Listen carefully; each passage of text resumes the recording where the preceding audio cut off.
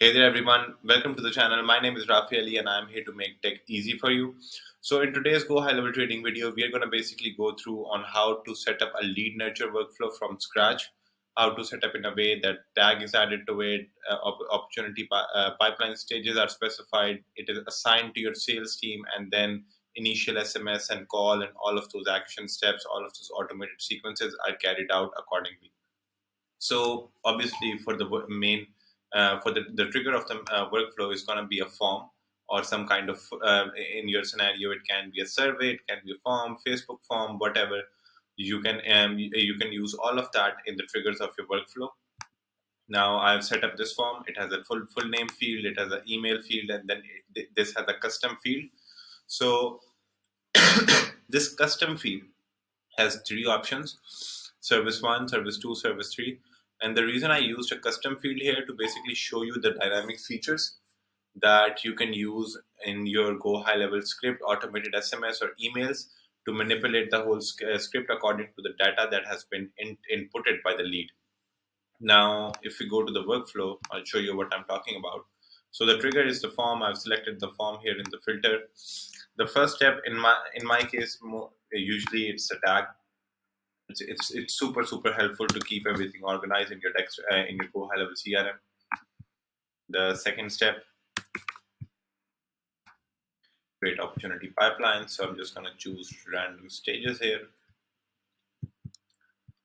The third one, assign to a user, and this is a very important step. Now, if you have a sales team, you would probably have more than one person taking care of the calls, taking care of the leads, like booking the appointment or whatever. So you can always go ahead and select it from here. But in case you have more than one team member, which is most of the time is going to be the case, you want to select this option accordingly. Now this is split traffic. So it has two options, equally and unevenly. The difference between equally and unevenly. So equally tells it tells the meaning itself. Unevenly is basically, if you select unevenly, it's going to give you a type of a ratio parameter. So it's called traffic weightage if you select unevenly, and from here you can basically select the ratio. So sorry. So let's say if I, for Rafe, for user 1, I add in 7. For user 2, I add in 3. Now, what's going to happen that out of every 10 leads, 7 leads are going to be assigned to me, 3 is going to be assigned to the user 2. We save it. And after that, we're going to have a step, which is internal notification. So you can set an SMS, email notification is basically notification on your laptop. So on your Go High Level app, which would be open on your web browser. So let's say we are sending an email, and now we want to send this email to the assigned user that this lead has come through the system. Please get a hold of them, or please call them, whatever. Now we go to the user type, and from here we can select assigned user, and then we can add in the subject. We can add in the custom values saying the name of the lead. Let's say contact.name as is waiting for inquiry. Let's say, for example.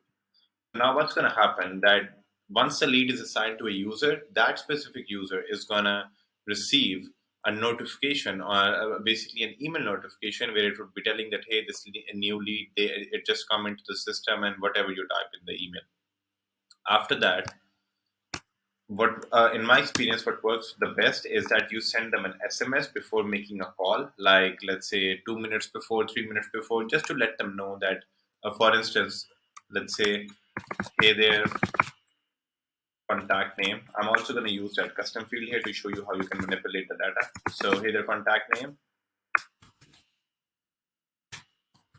Thanks for submitting a request regarding we go to custom values here. We go to custom values again, and here, where is that thing? Give me a second. So you go to contact. So you don't go to custom values, you go to contact. From contact, you go to custom fields, and from here, you can choose whatever custom field that you want to choose. So, like in our scenario, the custom field is services. So services, as you can see here, you go in here, you see the custom name field is services. So I go back here, I choose services, and now whatever they selected for that custom field is going to show up here. So if they have selected the option service 2, let's say for as an example, the SMS is going to say, hey there test lead, thanks for submitting a request regarding service 2. Whatever your services are, let's say it's marketing or audit or whatever it is, whatever the lead has selected or whatever the lead has inputted in that text field, if it is a text field, that data is going to populate over here. And that's how you can manipulate the whole script. You can manipulate emails, you can manipulate SMS and all of that stuff.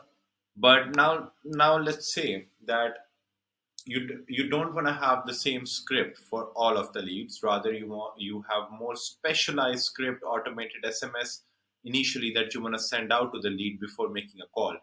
And that the script is going to be different, the templates are going to be different according to each service. In that scenario, what you can do, you can use the if else option, condition action step here. From there you can go to select contact details, and from here you can select the service. You can select a custom field.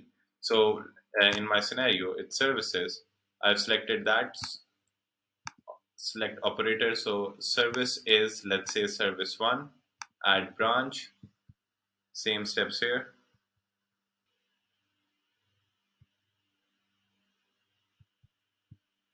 So service 2, and so on. Like, you understand the topic. I don't need to go on and create all the branches. You understand what I'm talking about. So in this way, what you can do is you can add a condition, and in that condition you can specify which like which value they chose from this custom field. And what's going to happen, that if you use that, you can send specific SMS or specific emails regarding whatever service they chose on the custom field.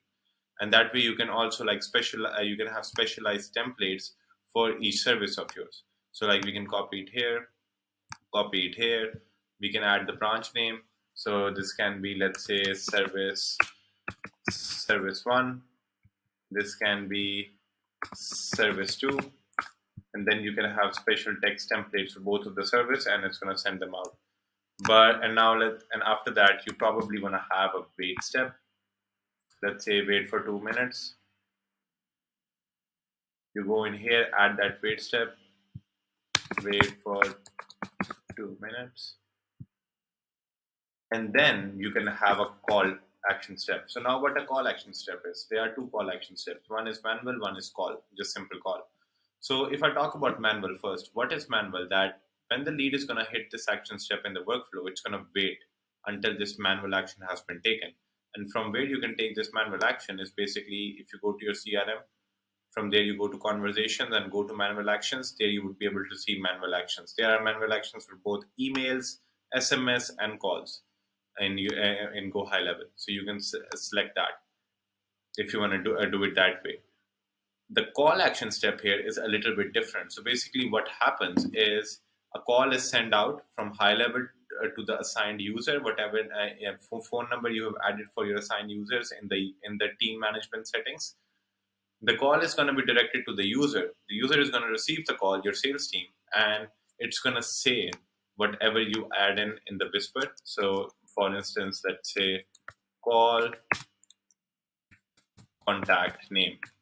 Let's say the contact name is test lead. So when the lead is going to hit this step, I'm going to receive a call, and it's going to say call test lead, and then it's going to say that hit this button, like hit 1 or hit 2, and then my call would be directed to the lead using our GoHighLevel Twilio number. So if the call comes to me and say, hey there, Rafe, please call test lead at dial 3 to direct the call. I'm going to dial 3, and boom, the call would be directed from my mobile using our Twilio number to the lead. And that's how we can automate the calling process as well. And that's how the first part of the workflow is set up. There are going to be two parts of the workflow. One is going to be used to track the replies of the call, like What if they picked up, what if they did not pick up the call? What's going to happen then? Or what if they pick up the call and then you want to add some kind of special tag, or send them to a specific pipeline stage? Now, you might ask yourself that can't we track that in the same workflow? Yes, you can track that in the same workflow using the condition action step, just like you do it for your SMS. But in my personal experience, and in my latest experience, I have seen that it doesn't really work the way you want it to work. It completely breaks down if you use a condition step to track down the calls.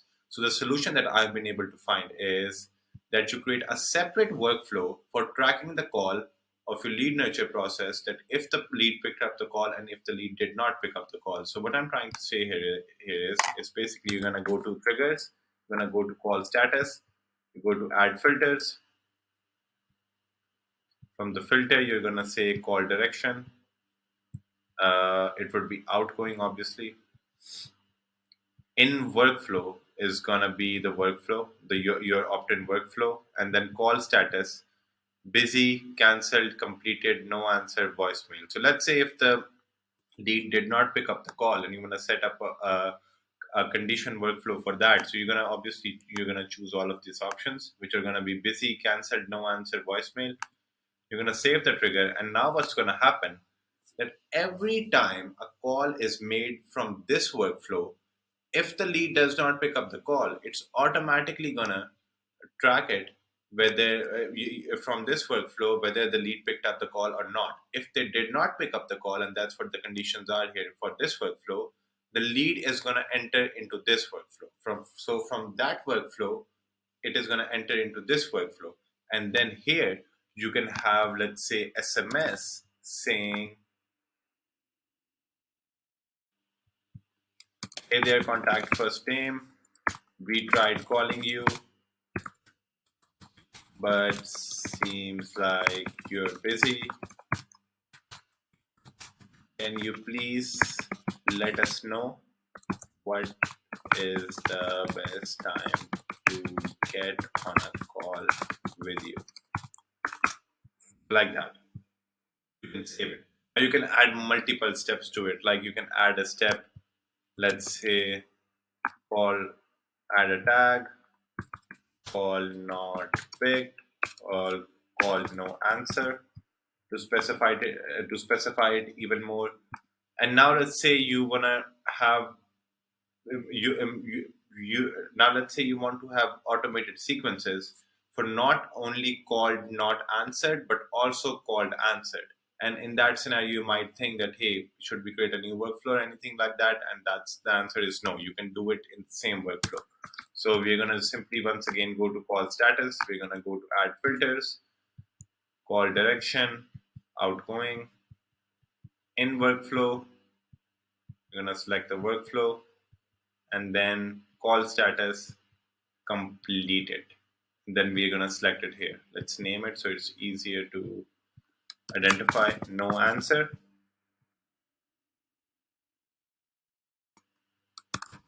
Answered. After that, once you set up the triggers, you want to make sure that you hit the save. Because if you go to if else condition and from here you try to select workflow trigger, it's not going to show up unless you have saved it. So this is one of the bugs I've seen in my personal experience. So what we're going to do here is we're going to select the workflow trigger. If the workflow trigger is, let's say, not answer, we're going to say no answer. We would have a different branch of automated sequence. And if the workflow trigger is answer, we're going to have a branch. We are going to have a different branch of automated sequence. So let's say it is answer. And you see, so now using the same workflow, we can track both status of the call. If it was picked up and if it wasn't picked up. And then we can add a condition where we can identify this. First of all, we're going to have a status. We're going to have triggers. Both of these triggers, which are going to let the lead enter into the workflow. Then we're going to use a condition to specify which trigger it came from. So if it came from no answer trigger, then go to this branch of automated sequence. And if it was answered, and if the workflow trigger was answered, then go to this branch of automated sequence. And that's how you're going to have two separate automated sequence of action steps of SMS, tags, emails, whatever you want to do in the same workflow for the lead. And that's how basically a lead nurture workflow is set up. So just important some just some one of the key points or one of the most important, if I would say, action steps in the workflow, which can be really, really powerful if it is used well. One of them is assign user, obviously. Another one is using the custom values of your custom fields. Just like I showed you, you go to custom values, you go to contacts, from there you go to custom fields, and from there you can use whatever data they entered into a specific custom field and use it to populate in your SMS, your emails, or whatever. And you can also like add a condition if you have specific scripts for each, for the specific options of your custom fields. You have specific templates for each option, so you can use condition to see which service they chose, or what did they do. Also, you want to make sure that you have for the calling, that you go to settings, you go to specific time, and in times you have the same time, the same like the action time of the workflow, which is according to your sales team. So if let's say your sales team come online at 9 a.m., your time should not be 8 a.m., because then what's going to happen, that your sales team will be receiving these calls at 8 a.m. in the morning. So you want to make sure that you set up this accordingly. And after that you have another workflow where you track the statuses of the call. You track the results of the call, if the call was picked up, if the call was not picked up. I'm sorry this video was a little longer than what I expected, but I tried my best to explain you guys on how GoHighLevel workflows work, how you can set up each and every single thing. And in my experience, like, you can cover up almost everything with GoHighLevel workflows. There are so many awesome features. Kudos to the GoHighLevel support team, to GoHighLevel developer team. They're doing an awesome job on this, and it's just getting better and day by day. And yeah, that's pretty much the video. If you like the video, if it provided you a value, please make sure you like it, you subscribe it, and drop a comment down below. And until next time, take care. Bye bye.